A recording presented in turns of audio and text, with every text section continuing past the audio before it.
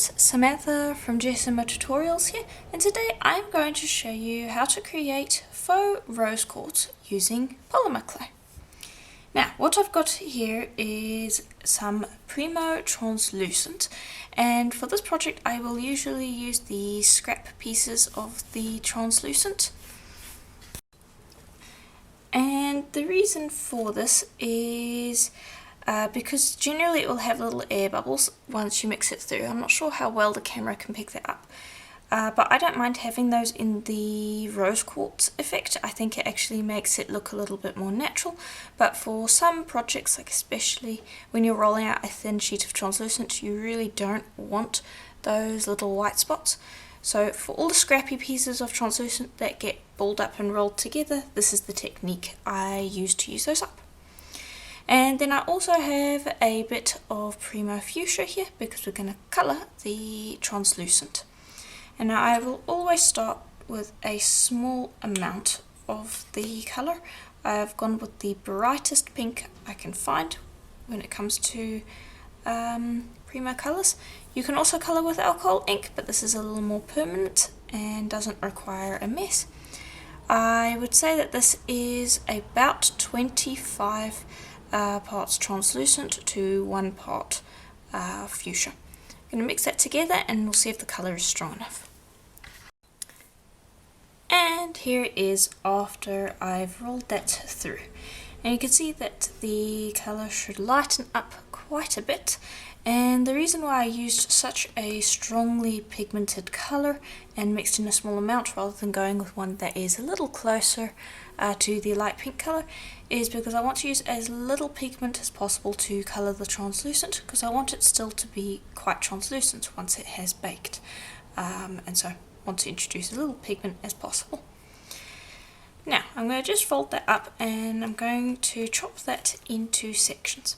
And while I do that, I do want to point out that I have done a faux rose quartz video before, and in that tutorial I used powder clay, and I do believe that the powder was actually pre-coloured. You can buy already coloured translucent clay, so if you want to look at that video, it is linked in the description below. I go through a slightly different process than I do in this video. This one's a little easier, but I do recommend checking that one out. But there we go. I just want to get it into a solid piece of clay. And then I'm just going to chop that up into little pieces. And if the clay is sticking together and you find it difficult to get nice pieces from it, you can always pop it into the freezer for a couple of minutes to firm the clay back up, if that is a problem. But this should be okay.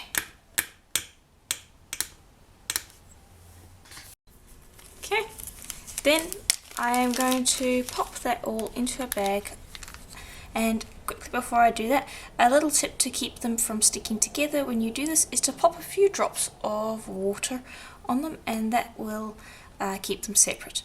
Bear in mind that some brands of polymer clay do not agree very well to water-based products. I believe Cerner is one of them. I might be mistaken, so don't quote me on that.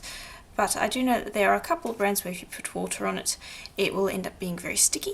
Premo is not one of them. So if the clay is quite soft, like it is in this case, I pop a few drops of water on so that I can chop it, keep all the pieces nice and separate, and then I can put the paint in, because we are planning on putting paint on these pieces anyway. And I'm going to be using a pearl white paint because I want the veins to have a nice sparkly quality. You can use regular white paint if you want to use that instead. And I'm just going to take that and I'm going to squirt some paint in there. And since we've already got a little bit of water in there, it will help disperse the paint evenly. Just ball that up to get all the air at the bottom, and then shake. and that will just start dispersing the paint. And I might add some white in there because the pearl paint doesn't look like it's coating it as much as I would like it, so I'll probably do a 50-50 mix. Okay, and there we go, that's much better, and you can see inside the packet that it's coated much better. So once you've shaken that all together and got the paint evenly dispersed, just tip the clay out, and keep in mind that there will be some paint left over in the bag, so at this point you could reuse the paint and coat something else that you wanted to. If you wanted to make more rose quartz, or if you wanted to make something like faux turquoise, you could use the paint that's still in the bag.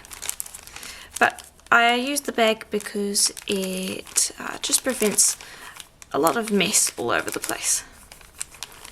Okay, and there we go. I'm just trying to get out all the clay. There we go.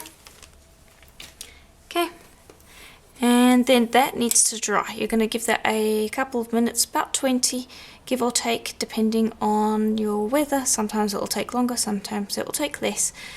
But just disperse that out. I'm just using the blade to kind of do that, and allow that to dry completely.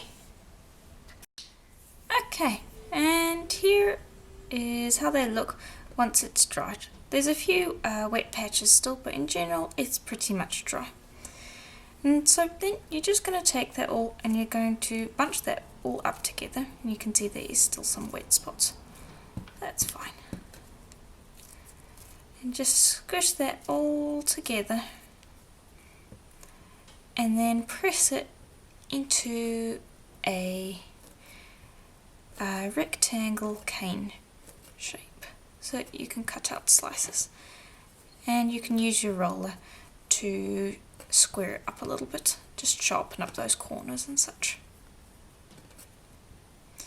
And yeah, just do that, and then after that I'm going to quickly give my hand and the tile a clean because there is a little bit of paint on the tile, but there shouldn't be too much. Okay, pop that to the side. Here we go. I'm just going to grab that, gently tap it down onto the tile so that it sticks. Also, I'm using a glazed ceramic tile. You can use a glass surface to work on as well if you want. And I'm just going to take nice thin slices, and that is how it should look. Looks really nice. And I would advise cleaning your blade between slices, just because some of the paint will get picked up, and I want to try to avoid smudges or drags on the clay because that will save sanding time later. And I'm just going to cut these as evenly as possible.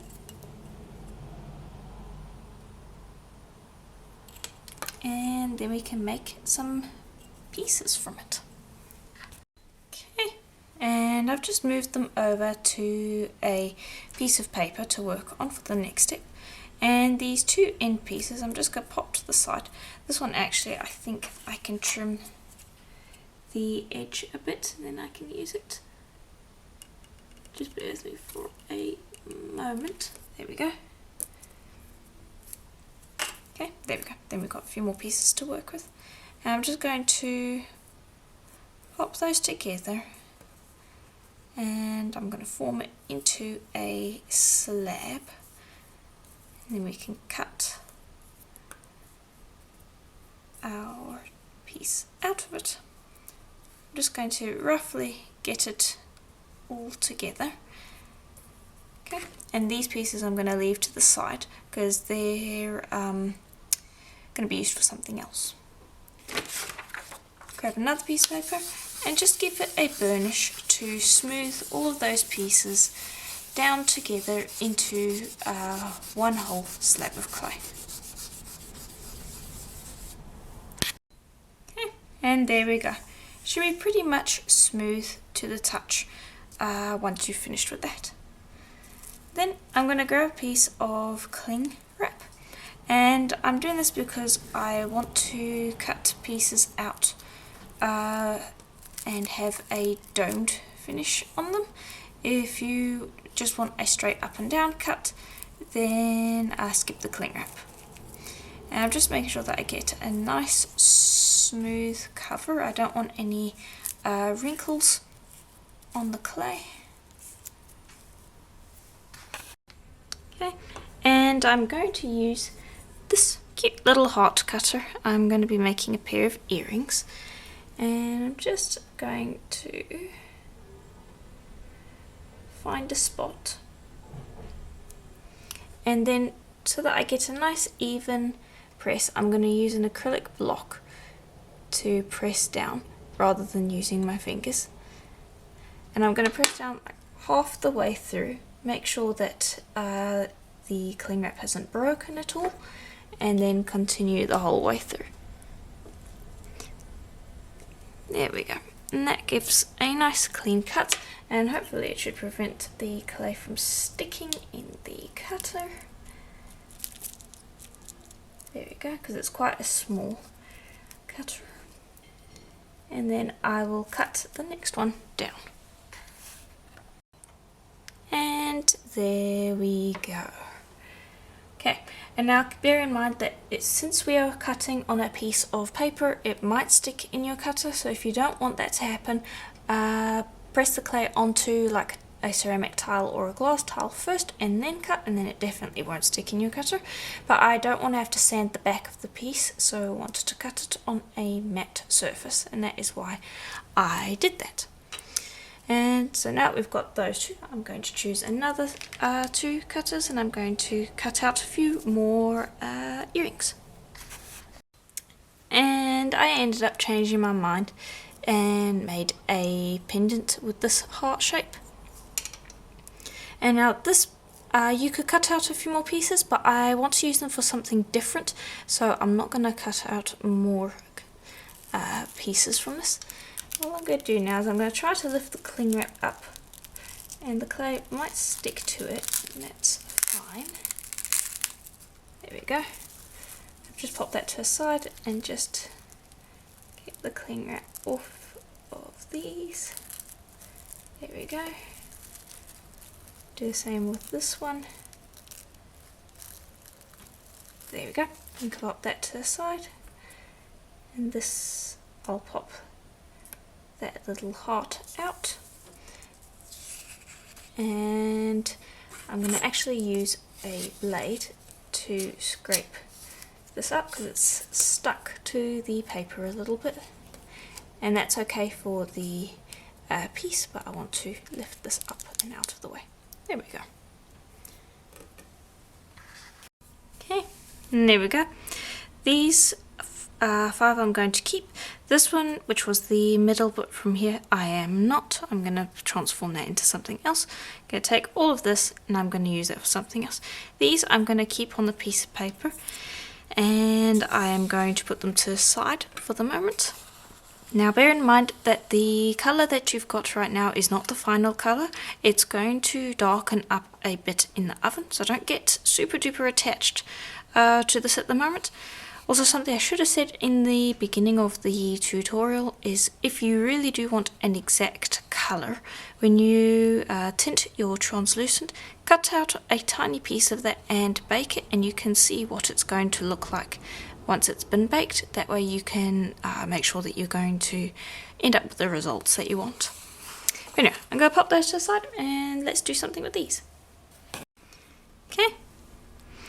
And to start with, I'm going to use these little end pieces. You're going to assume that we've cut out as much as we can from those, and we've got the end pieces left. I'm actually going to use this cute little rose mold that I've got, and I want to make a pair of studs from it. So I'm going to take these two end pieces and I'm going to press them together so that the kind of white painted back is mostly covered up, like so. Okay. Just press that together. I'm kind of conditioning it a little bit because it got a little cold and not as soft as I would like it sitting on the piece of paper, and I want it to just be warm and easy to squish once it goes into the mold. And I'm going to just use my blade to shave off the really obvious paint areas so that I don't have that appearing once I shape it in the mold. And that shouldn't take too much. You just go through and nick it off and then roll that back into a ball, and then you're ready to go. That I'm going to put to the side and will end up being proper scraps. I'm going to grab this, choose a nice area, and then squish it into place. And I have just about the right amount of clay. I've got a little extra, but you want to, when you're using molds, you want to try to use the right amount of clay, because then you don't have to shave off as much and it doesn't cause as much fuss. And I'm just going to take this, and I should only need to shave away a tiny amount. There we go. Keep that, I'm going to be using that in a moment. And just squish that back into place. And because we're using a mold and I want to make studs, I'm going to choose where I'm going to hang it. I think this will be a nice spot. And I'm going to just squish that down to the clay, to semi-embed it. Then grab that little bit that we shaved off, grab a little bit and kind of roll it into a rod of clay and move that around what is left of the stud and stick that down so that the stud then becomes completely embedded in the clay. You don't have to worry about using resin or glues to stick it in. You're just going to stick it in purely using the clay, nice and secure. You don't have to worry about any allergies or it popping off. It is stuck in here once it is baked. And I like to then texture around the stud to just blend that in with the rest of the piece. And because you're doing this while the clay is still in the mold, you won't have to worry about it getting out of shape or anything like that. Okay, and obviously I'm going to do this twice so that I have a pair. Okay, and that should just about do. Then I'm going to try to pop it out. This clay is a little warm. If it's giving you trouble, then you can always pop it into the freezer. But that should pop out just fine. And there we go. We've got a rose quartz rose. And I'm going to pop that into a bed of cornstarch. I'll bring that over now. And it's just a little pot full of cornstarch. And I'll take that and place it with the back facing down, and that way it will allow it to bake flat without any kind of distortion. I'll make a second one so that I have a pair, and that's essentially what I do with the scraps. Okay, and there we go. I've got the two little roses ready to go, and these ones are on a piece of paper. I am going to bake that for a full hour at Premo's recommended temperature from a cold oven. If you have preheated your oven, you can cut that down to about half an hour, 40 minutes give or take. And once they've come out of the oven, we're going to give them a good sand, finish them off. But for the most part, we shouldn't have to do too much sanding because of the way we made the slab. There isn't a lot of paint to sand off. But yeah, I'm going to bake that for a full hour. Be prepared for a little bit of a colour change, and let's see how they come out. Okay, and there we go. That's how they look out of the oven. Now, I'm not sure how well it's going to show up on camera, but it does have a fair amount of translucency to it. If you hold it up to the light directly, you should be able to see a little bit of light passing through it. It's not going to be completely translucent because you do have opaque paint veins, so I don't expect it to be completely clear, but you will have a bit of light shining through it. Now, for these ones, they are essentially done. I'm not going to do anything different with them. They're pretty much the same, going to be the way they are.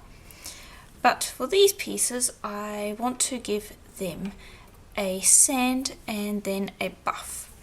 So let's start with this one. And I'm going to be using these polishing papers, and they start from a 400 grit and go all the way up to a 8000. And this is already quite smooth because when I cut it out I used the cling wrap, so shouldn't need to start on the 400. I'm actually going to start on the blue, which, if I am correct, should be a 800 grit. Now I'm going to start with the blue and I'm going to work my way up through to the white. And all you do is just grab that and you give it a good old sand. And if your piece is rough, then start with some of the lower grits. And the goal is to get this to a nice high shine. You can apply a gloss varnish rather than sanding, but I really like the effect that buffed clay has, especially when I'm trying to make something that looks a little bit like faux stone. So I will spend time sanding those pieces, and it shouldn't take too long. Also bear in mind that because of the technique that you used, you do not need to seal them, so don't feel like you have to apply any gloss varnish. And I am sanding the back as well. Okay, and this one I sanded up to the highest grit, and hopefully, yeah, there we go. You can see that it's got a nice sheen, and this is before even buffing it. And the same kind of goes for the back, got a nice shine there. And these ones I just sanded on the blue. I want to keep the matte finish on them because I think they look, both of them look quite nice. So these ones I'll leave as they are, but this one I'm going to buff. And I'm just going to use the Dremel tool. You can buff it by rubbing it really fast against a piece of denim or just any old cloth, but if you want a really nice high shine, then using a buffing wheel on some kind of rotary tool will work quite well. Now this does make a bit of noise, so just keep that in mind, and I am just gonna buff this.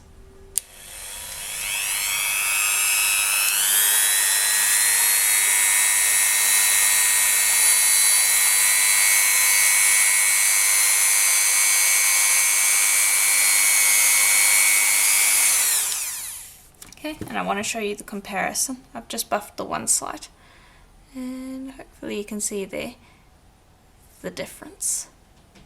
It buffs up really nicely, and that was without any kind of wax. If you wanted to get a even higher buff, you could use something like Renaissance wax. Now I'm going to continue buffing that, get it to a really nice high shine, and then we can move on to assembly. Okay, and with that done, we're ready to start assembling. I'm going to start with the earrings, and what I'm going to do is I'm going to take a little piece of cord, and this is called Bugtail.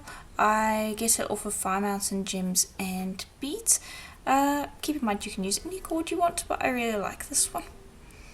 And I'm just going to take a small amount, and I'm just going to create a little slip knot so that it positions right there between the dip of the arches. Then I've got a little silver spacer, and I'm just going to slip both those cords through. That can be the tricky part. That's the bit I always struggle with, so just bear with me while I get that through. There we go. Just slip that through like so, and that already looks quite cute the way it is. Then to finish it off, I've got a small cord end, and again I got this from Fire Mountain Gems and Beads. That's where I get most of the findings that I use in my videos.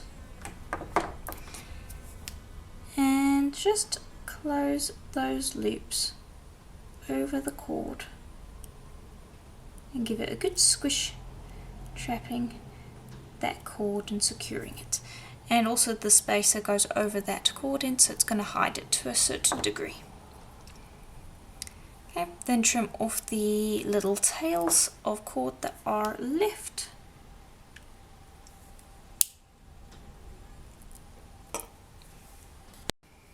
Okay, then I'm going to grab the ear wire and I'm just going to open up the loop on the bottom and just make sure that it matches with the one that I've already done. And pop that through the loop in the top of the cord end. There we go. And close it up. And there we go, you've got a really cute earring design.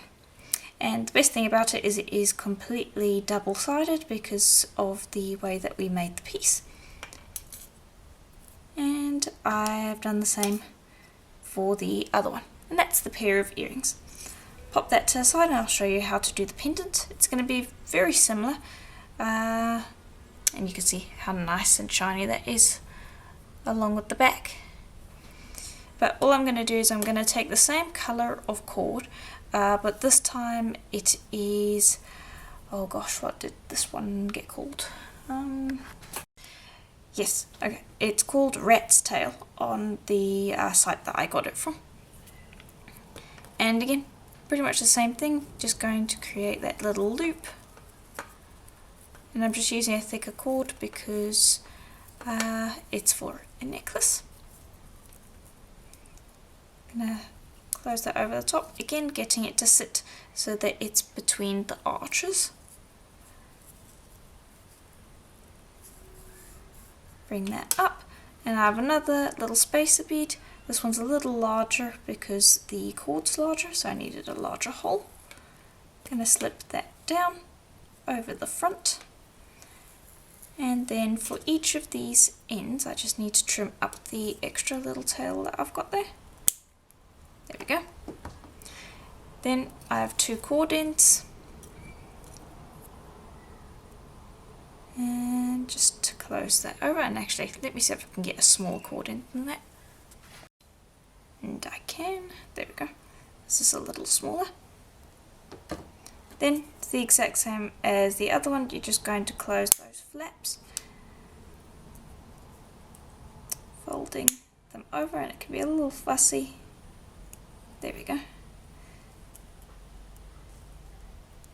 Fold that over, give it a good squish to trap that cord in there. Then I have a jump ring and a clasp at the ready.